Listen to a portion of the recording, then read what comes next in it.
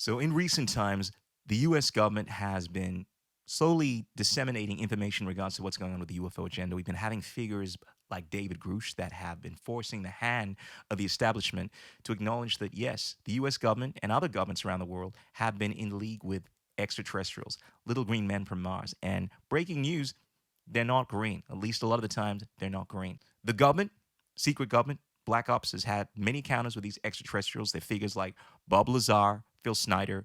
There is a litany of information pertaining to this subject matter. And if you're someone that has gotten hands on confidential documents, like I have, that has been in touch with people within the military, you will understand that figures like David Grush that are actually speaking about what is going on are not speaking out of their ass. They're speaking about cold, hard facts. And one of these facts is that the United States government, governments around the world, have been in touch with extraterrestrial beings.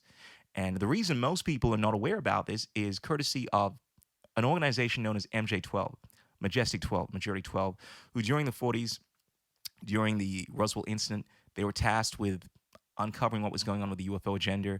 And later on, once they found out about it, decided to essentially prevent people from gaining access to what was really going on. Now, this being said, obviously we know better now that this stuff is legit if you're someone that's paying attention. And there's this question as to who are they? What are they? And I always find this to be a weird question. People are losing sight of the fact that we're not dealing with one entity here, the little green men from Mars. We're effectively dealing with a bunch of different extraterrestrials. This isn't something that has been done by just one extraterrestrial group. Now, granted, there are about 3 or 4 groups that are mainly cited. There are about 3 or 4 that were actually involved with the U.S. government. There's one known as the Greys that actually had a pact with the U.S. government, the Eisenhower administration, and were responsible for the abductions that took place, that do take place, in exchange for technology. This is the treaty that was formed. But for the most part, most of these extraterrestrial beings were not actually willing to deal with the U.S. government. They weren't willing to exchange their technology for anything because obviously they didn't need anything from us. But the ones that did, the Greys, and there are other species known as the reptilians and so forth, these were the ones that were actually responsible for all the horrible abductions, the cattle mutilations, and so forth. And these, by all accounts, at least for any person that has any semblance of morality, are not the good guys. Often people ask this question and they go to their bad. We're dealing with many different species. There are at least 70 alien species that we know of. When I say we, U.S. government, other governments around the world that have been documented, the ones that are typically involved in the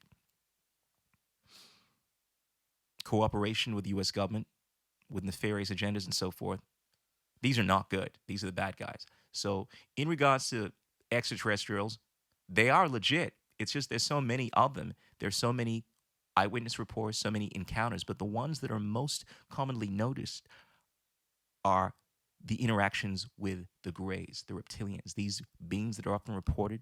Take it from me, Chris Schul, the host of the most conscious comedy podcast in the multiverse, The Chris Schul Journey. Peace!